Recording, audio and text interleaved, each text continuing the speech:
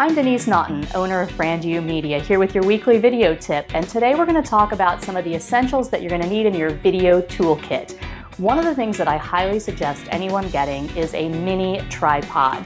I like the Manfrotto Mini Pixie because it's portable, it's adjustable, it works as a monopod and a tripod, and it's a relatively inexpensive product at about $30. When you use it in the monopod mode, it acts as a handle, and the further you can get your hand away from that camera and the phone, the smoother the shot's gonna be. For Facebook Lives, it's gonna allow you to touch the screen more easily and hold the phone out a little bit more securely. If you like these tips and you want more of them, make sure you head to our social channels, like, follow, subscribe. We're gonna be posting them every week on Facebook, Twitter, Instagram, and YouTube.